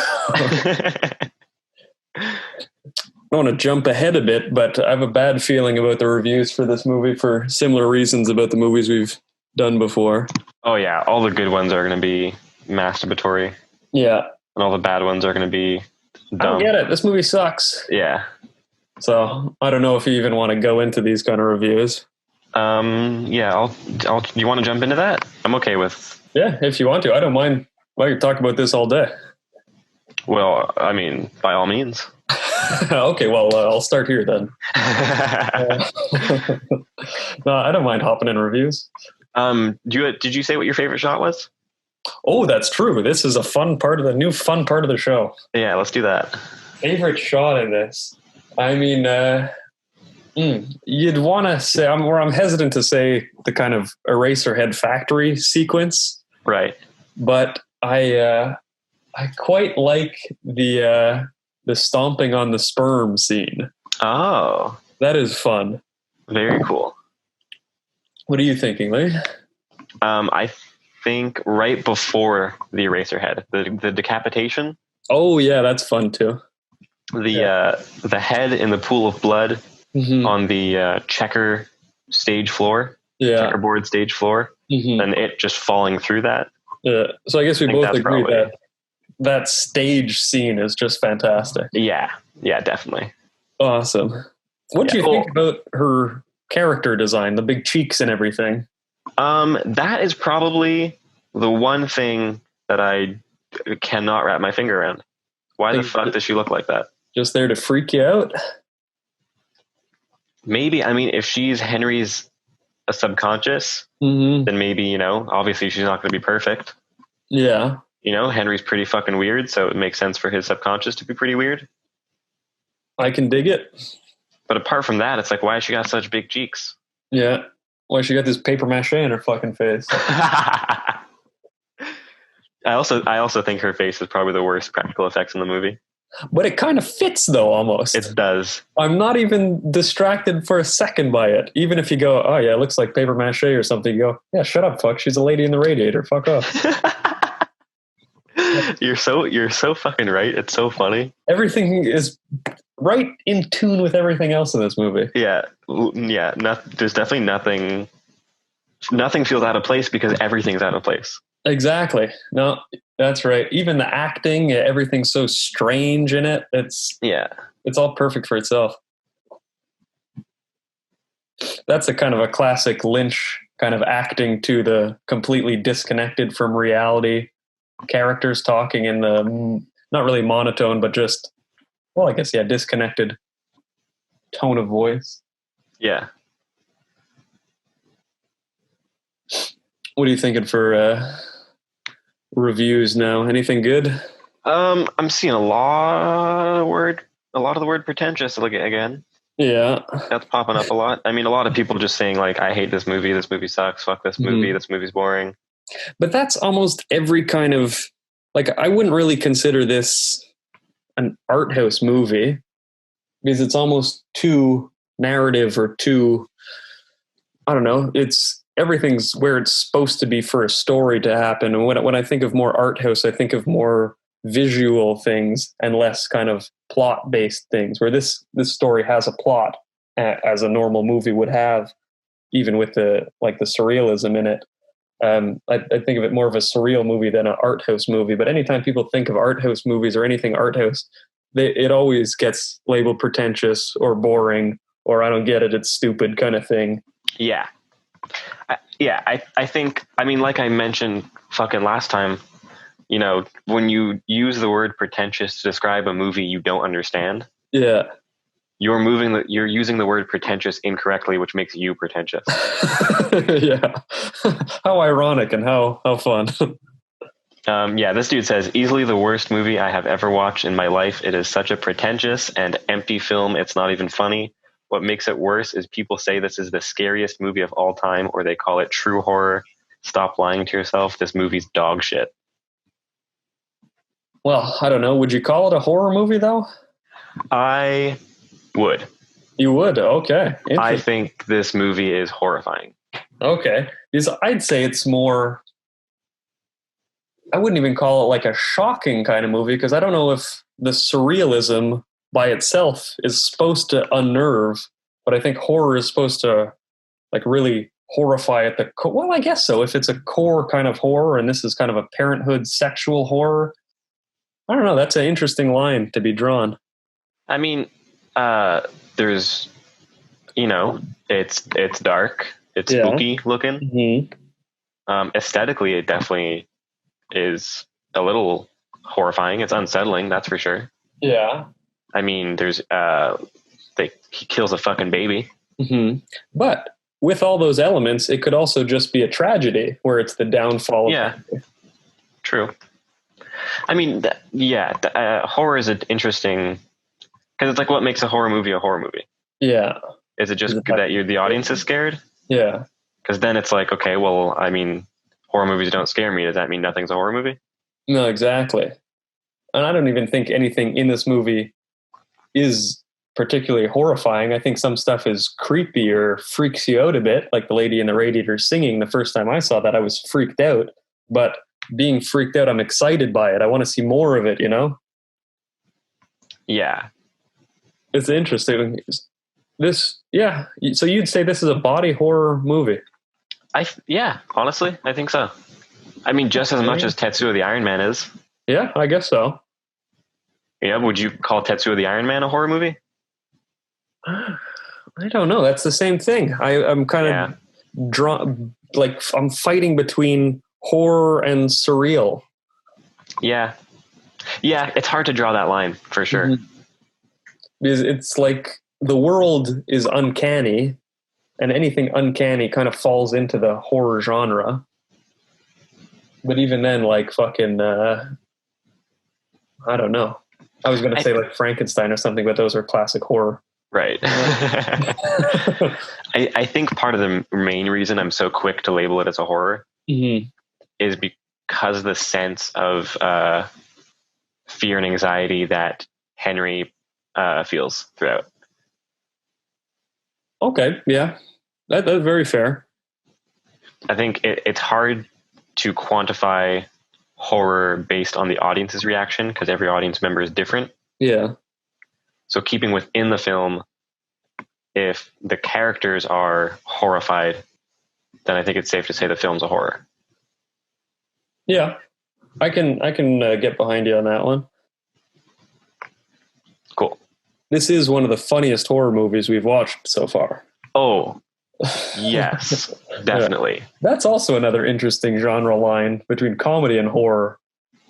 There is some, I watched on Shudder Satanic Panic. Okay. It's a horror comedy. Yeah. It was all right, but it was funny and scary, so that was cool. That's perfect then. But like, I mean, I think Scream, would you consider Scream a horror comedy? I guess so, yeah. It's definitely a satire, a horror satire or a spoof or a parody. Yeah, well, it's like almost a meta critique on the genre. Right. Which I guess if you're aware of, it becomes humorous. I'd call it a postmodern comedy. No, shut up. That's pretentious. No, I'm kidding. I would actually agree with you. What that word means. Yeah, I think anything meta is pretty much postmodern. Yeah. Well, anything self-aware. Right, yeah. This movie sucked. I'd give it 0 stars if I could. Not even any guns or anything.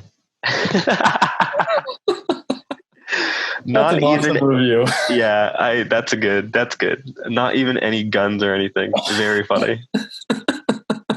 That's the best review yet, dude. Oh man. Not even any guns or anything. That's awesome. Well, he's definitely not wrong. Fuck. Yeah, there were no guns. Yeah, I mean, we all have different criteria we judge things by. And it's all fair, you know? 1 star for each gun in the movie. Yeah, as long as you can justify it, it all counts. This person says, not for me, not one bit. Strange and weird, definitely, yes. But I didn't appreciate that at all. Thank God it's only 89 minutes because this only got more annoying and exhausting the further it dragged along. An experience that I didn't get anything out of and one that I'd more than happy to forget. Pretty sure I wouldn't get along with David Lynch. Sorry to disappoint. Well, I mean, I think that's completely wrong. I think the movie gets much better as it goes along. I agree. I think actually the first 16 minutes probably up until Henry is like at the house having dinner. Yeah. I was like, okay, what's going on? It drags a bit, but then once we get into the surrealism and once we see the lady in the radiator and everything and what you were saying with the decapitation scenes, those are absolutely fantastic. You can't keep your eyes away from that stuff. Yeah, no, the climax of this movie is fucking perfect. Yeah. And it's so funny how it comes together, and it really, really plays with the expectation of the audience. It's fantastic. Possibly the weirdest movie you will ever see. If you like watching a guy live his ultimate nightmare where he takes in the extreme detail of everything around him and extended moments of nothingness thrown in periodically and random stuff thrown in that doesn't advance the story, then this is the one for you, not for me. Wow. That was one long sentence. Take a while to breathe for a second, Lee, after that one. Fuck. I mean, it's half right. Which half? It's definitely a strange movie for the kind of popcorn viewer. So if someone who's never been, like seen anything other than fucking Star Wars and Ant-Man, fuck, who cares? What's always Ant-Man with you? I couldn't. I was trying to think of something else. I really was. Had a hard time. It's just Ant-Man's so silly. It's such a silly concept. But I mean, the second half of that review, I think, is completely nonsense because all the other symbols and metaphors in it tie into the overall theme and tone of the movie. I mean, everything's in its place where it should be. Yeah. I think what's hard about reviews with this movie is that every review is going to be personal. Mm-hmm. Like no one's gonna say I didn't personally like it, but yes, it's a good movie. Yeah. Right. Mm-hmm. This was on my watch list for quite some time, but what immediately jumped it to the top of the queue was someone commenting that this film and The Lighthouse are quite similar. Interesting. So I figured, hey, why not check it out? Yeah. I couldn't even finish this thing. I quit at about the halfway point when I realized it would be a waste of time to continue. This film just annoyed me more than anything. From what I saw, the acting didn't impress or invest me, leaving me disconnected from the story. And when someone gets disconnected from a movie like this, it ends up just feeling pretentious. Oh. The only positive I have is that my cat was utterly captivated by the images. I wish I could ask for her insights, but she's being uncooperative. Perhaps one day I'll give this a revisit. Cat's fucking smarter than the reviewer. Apparently, fuck. You watched the wrong fucking half of the movie, too. Yeah. What an asshole. Yeah. Have you ever done that? Not finished a movie? I don't think so. I don't think I've ever done that. I always get back to them later, even if I'll cut them off. I mean, you can't judge something fucking by a third of it. Yeah, I agree. I also think there's some benefit to watching bad movies. Mm-hmm. It makes you appreciate the good ones. Yeah, I think there's a certain level of insight that I get from suffering through a movie I do not like. Mm-hmm. Well, I think you always learn something from every movie. Right, exactly. Even if it's you learn what you don't like. Yeah. You're always taking something away from it. Like, oh, that was a cool camera movement. Oh, that was an interesting action to do. Or, oh, I like that line of dialogue. Or I hated that line of dialogue. It all builds up to a kind of an appreciation of the art form as a agree. As a whole. Yeah, exactly. I also think when I watch a good movie, mm-hmm. I'm kind of just lost in it and I'm analyzing it more literarily. Yeah. But when I'm watching a bad movie, I'm kind of always thinking like, oh, I would have done this way to make it better. Okay. That's fun. Yeah. I get more of like more practical. Yeah. What would I have done as a director instead kind of thing. I find people give more chance to literature than to film, where like you could read half a book, but then I mean the book's always going to get finished, or almost always someone will be like, yeah. I read half of it, I might as well read the last 100 pages or something.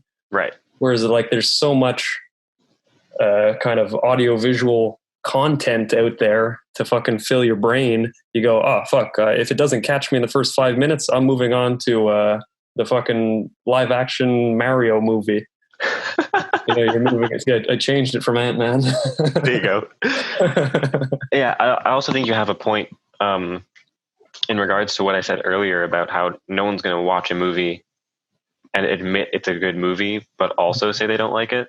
Yeah. But with novels, you get that frequently. Mm-hmm. People will often read a novel and, appreciate the prose and the style and everything and still be able to admit they didn't enjoy it. Mm-hmm. I think people are a lot more versed in the artistry of literature or of the written word than of kind of the visual. Yeah, for sure. How much do you think that has to do with the just how old writing is compared to filming? That could be it too. I also think it's because in school, like in high school or something, you'd have an English class where you have to read a book and you learn to appreciate literature as an art form. But there's never any kind of like media class where you learn about kind of the moving image or not only the history of it, but just the artistry behind it, or what certain images do to to get an idea across, how you can understand something from just a camera moving or just an image enlarging or something. It always, there was one movie that I put on our list to do, which I always find interesting, is The Long Goodbye. Is every shot in that movie is probably a 20-second shot around there, but it always moves. Every shot is either a giant dolly or a zoom in or something. Every single shot has movement in it. But what was interesting was people afterwards, when they watched the movie, they couldn't tell you one camera movement in the movie, and people didn't even notice that the camera was moving throughout.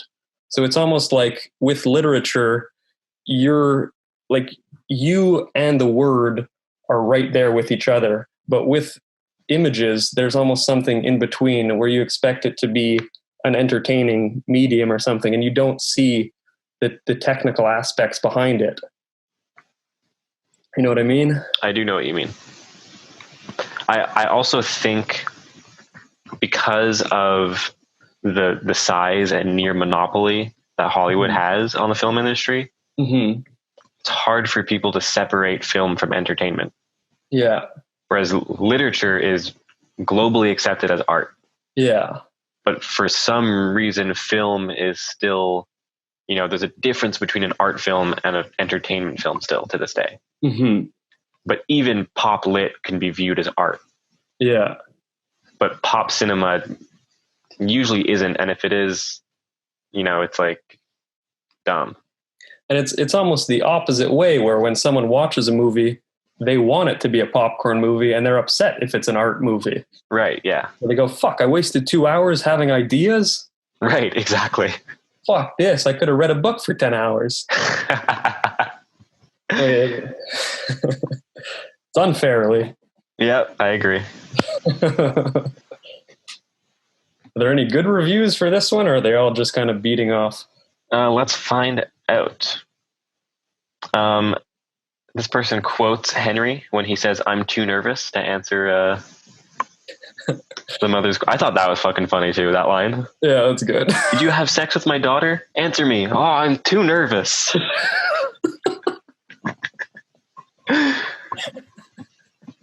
So honest. A lot of tiny chicken jokes. Yeah. A lot of like fucking full essay reviews. Those are always fun. A lot of, here, Lynch's sound design is satisfying the battles between heaven and hell, satisfying the battles fought on the plains of the rearing of children. Thank heavens I don't have kids. Okay. Interesting way to write a review. Yeah, that was weird. That's a... You did a slam poem for it, fuck? Yeah, pretty much. It reads like one. Battle in heaven and hell. Battle with the parenthood. Yeah, I got club feet. Oh, no. What the hell? What an ending. Aside from the rest of the film being amazing, I jumped in my seat a couple times and felt truly uneasy the entire time. The last 5 minutes was just the cherry on top, pushing this even further into insanity. Lynch brings to the screen what only a twisted nightmare could imagine. Every Lynch film, especially this one, has me in awe of what he can capture visually and audibly. That's a fun review. That's a big fan, though, writing this? Yeah, for sure. That's probably a perfect score as well? Yeah, 5-star. Okay. 5-star. Yeah, actually, I am almost more curious to see some mid-range reviews for this thing. Yeah. I wonder who's on the fence about this movie. Yeah, exactly. Who's like, it was all right. It was okay. I could have done with more heads off. I like a lot of sperm in my movies. Here's a 3-star one. It's such a sadness to think I've only seen this film on my fucking telephone. I'll never be able to truly experience this work of art. The fucking guy doesn't own a TV? Fuck, I guess not. What an asshole. The amount of, dude, I'm sure you could fucking call up a local art theater and be like, yo, you guys want to play Eraserhead? And they'd be like, fuck yeah. It probably plays in circulation. Yeah, for real. Especially, if you live in California, for sure this thing is playing every fucking other week. Yeah. If you're near Hollywood. Probably a fucking different cinema on every block you could go to and see. Yeah. Even fucking here in Montreal. I can think of 3 cinemas that I could probably call and ask them to air it, and they'd be like, yeah. No problem. Yeah. But that's also interesting. There's kind of the debate between cinema, should it be seen in a cinema?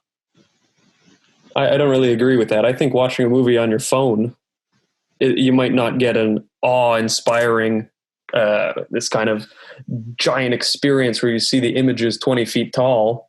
But I mean, you're still digesting it just as fine. And you can hold the screen right up to your fucking eyeballs and make it as big as you want. Yeah. What do you think about that? I don't know. I think it almost depends on the director's intent. Mm-hmm. Some movies are obviously made to be seen on the big screen. Yeah. I think sound has more to do with it than picture. Yeah. I think if you've got a good surround sound system in your house, fuck it, use it. Mm-hmm. But, like cheap earphones on your phone. Yeah. If it's shit, like the way you're digesting the movie is crap, the movie will feel worse than it is. But I'm perfectly fine home cinemaing everything. I quite enjoy the theater experience. As an experience, it's fun. I find it almost more personal in a weird way as well. Mm-hmm. It makes the movie. It raises the bar though for the movie almost. Like you're paying so much, you expect to be interested for the entire time. Yeah, I think going like last year, I went to see a movie a week for like 6 months straight or something stupid like that. Yeah. I think doing that kind of like ruined that expectation inside of me. Okay. Yeah. Like even when there was nothing in theaters, I forced myself to go watch something. Mm-hmm. I was like, fuck it, I'm going to see a movie. And it was probably fun every time. Yeah, it was nice. I mean, some of the movies were absolutely terrible. Mm-hmm. Yeah. But I kind of dropped that expectation of, or that desire to be wowed in the theater. Mm-hmm. And I was just kind of able to sit in the theater and, take it in as it was. One thing I find interesting about the kind of digestibility of audio-visual art is like if you have your arms crossed, you're less likely to enjoy the movie than if you have your arms touching both your knees, like open arms. Isn't that interesting? I don't buy it. I think it's all tested and everything. Really? Yeah. There's a similar study I read where it's if you hold a pencil in your mouth, with your teeth, the muscles that flex are the same muscles flexed when smiling. Okay. And if you hold a pencil with your lips pursed, like not with your teeth but with your lips, you're using the same muscles as you would to frown. Okay. And depending on how you're holding a pencil while doing a task will greatly influence how much you enjoy that task. You don't believe it? I mean, studies show that that's legit. Yeah. I don't know. Yeah, I believe it to a certain extent. I just think that the arms crossed, sometimes it's more of a comfort thing. Sometimes it's more of a self-soothing thing than a protection thing. Yeah. In my experience, though, after hearing that, I try and always make a conscious effort to not cross my arms and stuff. And I do find I'm less judgmental of the movie, or I'm less saying, what about that kind of thing. And I can more relax and enjoy it almost. But who knows if anything's true. My usual viewing setup is legs crossed with my both my hands kind of on my lap. Okay. Like interlocked fingers. Yeah. That's a classic. Yeah. I also very rarely move when I watch a movie. Oh, really? Whatever position I'm in at the beginning, I make a point of not moving. I'm a fidgeter. Oh, yeah? Yeah. Every 5 or 10 minutes or so, I'm kind of sitting on my other butt cheek. No, even no matter how uncomfortable I get, I refuse to move. That's interesting. Yeah. This review, 3 stars, says if you're looking for some great family bonding time, please check out this cute hidden gem. It also features a great musical number from the lady in the radiator who is so sweet and enchanting. I mean, depends the kind of family you have. Could be true. Depends if you like fucking petrol in your chicken. Yeah, who doesn't? Oh, Dad, did you get Supreme gas in the fucking chicken again? I asked for low octane, fuck. Okay, this is actually a really funny review. Mm-hmm. It's just in quotes, written, produced, and directed by David Lynch. Yeah, no shit. That's fun. That's pretty funny. Mm-hmm. What about you? What do you think, Lee? Oof, yeah. This is a tough one. Mm-hmm. It's especially tough because I haven't seen the rest of Lynch's filmography. Yeah. And I'm scared to set the bar too high this early. Okay. But easily a 9. Oh, very nice. High review. We've been getting a lot of high reviews lately. Yeah, we have. I'd like to think that the rest of his filmography will be just as enjoyable as this one. What do you give this one? I'd give it an 8.5. 8.5. Yeah, okay. 8.5. Well, spank my bottom, Lee. I'll give it a 9 too. Oh, look at that. We'll give it a straight 9. I don't want any 0.75s on here. We're getting a 9 out of 10. There you go. 9 out of 10 for Eraserhead. It's very fun. It is. It's very fun. Mm-hmm. I think part of the fun as well is the analysis. Yeah. It's it's a thinker, and I like that.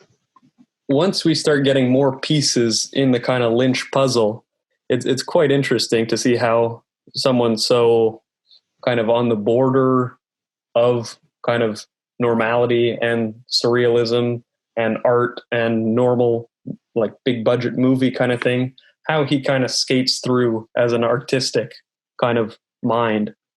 Because he's very popular. Compared to Herzog or something, everyone knows David Lynch. Right. But David Lynch's movies might be stranger or more hard to understand everything. It's very interesting, his career. That is very, I look forward to exploring it. Mm-hmm. And they're very enjoyable, all his movies. Some Herzog ones, they're tough to get through, but I think all of Lynch's are just a blast. Yeah, I can see that. But I mean, apart from what you said, Elephant Man, skippable. Elephant Man and Dune. Dune, yeah. Those I don't even consider Lynch movies because there's nothing Lynchian about it. They're very much just Hollywood movies. It's almost like, because I heard one interview with him where he directs commercials also. Okay.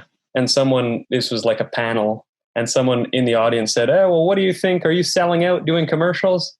And he said like something to, "Listen, asshole, I have to make money too. So if you want more art stuff, I have to direct commercials." Right. So he's almost going one Hollywood, one fun one big budget, normal movie, one wacky one. Yeah. I mean, but he did Elephant Man and Dune back to back before Blue Velvet. Yeah. Was Elephant Man a commercial success? Oh, big time. Huge movie. Oh, but I think Dune. Yeah, I think you're right about Dune. About the. I don't think he had control over the final cut or something like that, eh? Yeah, that's the story. And apparently, he said if he can get the master tapes and everything, he can recut everything. And he said it'll be a masterpiece. But that could be just him talking out of his ass because he'll never get the rights to it. Right. I think someone asked him about the new Dune that Denis Villeneuve is making. Yeah. And David Lynch was like, "I don't fucking give a shit. Why are you asking me about someone else's movie? Fuck, I don't care." Yeah. Well, even fucking Jodorowsky, who fucking wrote the original script, he said that fucking that movie isn't David Lynch's fault or anything. Yeah. Have you seen the documentary Jodorowsky's Dune. Yeah, I love that movie. Yeah. Yeah, that's with we get a cameo from our favorite Nicholas Winding Refn in that movie. Oh yeah. Yeah, he's good buddies with Jodorowsky, and they have dinner often apparently. Very cool. Mm-hmm. We should do that on the show. Jodorowsky's Dune? Yeah, I'd be down. Didn't I make you watch a few of his movies, or I suggested you watch a few of his movies? Jodorowsky? Yeah. Well, we did the Holy. Did we do the Holy Mountain on the show, or did you just tell me to watch it? I think I might have just told you to watch it. Yeah, you're right, but I did watch it. Okay, because Holy Mountain and what's El Topo? Yeah, El Topo, dude. Those rule, those movies. Yeah, fucking the Holy Mountain was sick. Yeah, I love those. Fucking cool. See, that's another kind of surreal adventure kind of stuff. It's interesting that these, like the Dune story, a kind of straightforward sci-fi movie, has been attracted to these surrealists. It's true, eh? Other than Villeneuve. Right. They both kind of saw something in the source material, I guess. Yeah. And they both got fucked in the ass. That's Hollywood, baby. Well, I think this might be our longest episode to date, Lay. Oh, yeah. Yeah. Well, we did have a few tangents about art in general. But overall, a very fun episode. I agree. Yeah, and I definitely agree. Fantastic. Fun. Yeah. All right. So I'll call it an episode then. Yeah. Any final words on it? If you haven't seen Eraserhead, see it. Yeah, it's definitely worth it. Definitely. Even if you don't, even if you're the type of person who enjoys entertainment films more than art films, if you don't think it's up your alley, even if you think you're going to hate it, please, for me, watch it. Do it for Lee. Suffer through it. Just watch the whole thing. Just do it. It's very worth it in the end. It pays you back for putting through the 86 minutes of it.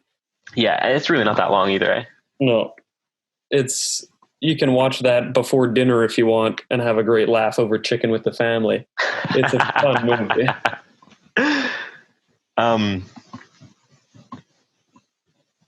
Yeah, dude, this movie fucking rules. Yeah. Do you have anything you want to specifically do next time? I was going to say next week, but it'll probably be in fucking 3 days again. Let's, you want to have some guests on again? I wouldn't mind. Let's figure that out. Let's have some guests on. Yeah. So stay tuned. We might have some fun stuff coming up. As always, you can, find us everywhere you find your podcasts. If you're still listening on YouTube and you'd rather listen somewhere else, then you can do that. You can find us on Instagram and Twitter at Monolith Film Pod. You can email us at monolithfilmclub@gmail.com. Yeah. You can find Nick and I on Instagram. We're everywhere, baby. We're absolutely everywhere. Did you hear the good news? No, what's that? We are now officially rated as the absolute best podcast of all time. Wow, fantastic. I'd heard rumors, but I'm glad they're all true. Yeah, it's official. Fuck yes. Well, congratulations to us. Yeah, congrats. All right, see you guys next time. Peace.